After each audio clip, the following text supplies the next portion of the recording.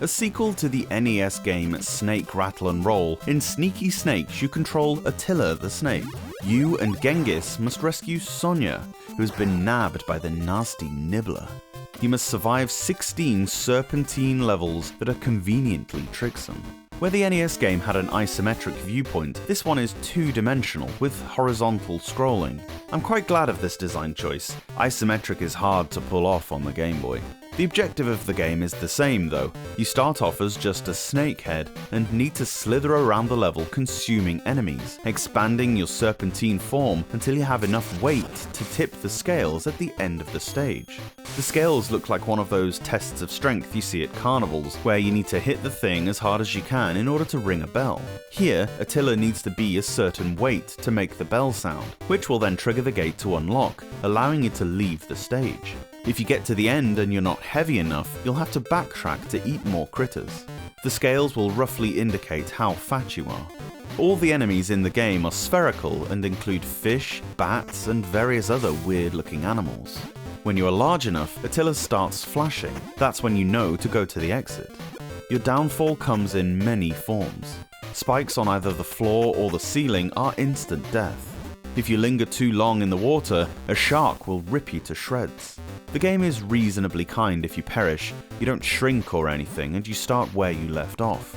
However, come into contact with an enemy in a way other than jumping on them, and one of your body segments flies off and you'll need to feed again. Get hit by an enemy and you won't die, unless you only have the head of your snake, kind of like how Sonic can take a hit if he's carrying any rings. There are several manhole covers on many of the stages. Press B on these and something will fly out. Sometimes it's an animal to eat, sometimes a power-up like a propeller hat that boosts your jump, or a diamond which makes you invincible temporarily. Sometimes a bomb that takes one of your body parts away. There are warp zones in some manholes which take you to little bonus sections that help you replenish your time and so on. The time limit per stage is 99 seconds, which is not a lot, so these clock pickups are vital. If the timer runs down, the stage isn't over, but this axe comes after you, which is as terrifying as it sounds, and is instant choppy death on contact. Each level has an enemy generator, which is a slow but surefire way of finding enough enemies. It's kinda dangerous, as not everything it spews out is edible. There are bombs that hurt you and balloons that do nothing, and it seems to be random. Try not to rely on these if possible, as you can spend a large chunk of your time just waiting for it to drop consumables. Like I mentioned before, simplicity was the correct way to go when it came to the visuals in Sneaky Snakes. The movement is quick and quite slippery and is hard enough as it is. Trying to do this isometrically would have been a nightmare. The NES game is not one of my favourites for this reason alone. Instead, what we have is a cute, cartoonish little platformer with pretty funky music and inventive gameplay.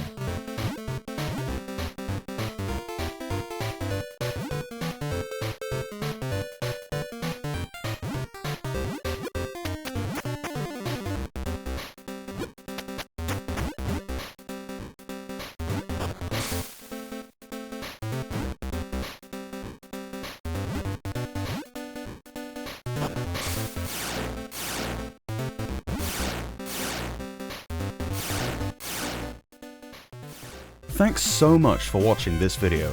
Let me know your thoughts on the game down below, and if you can spare a second, give the review a quick thumbs up, it really helps out.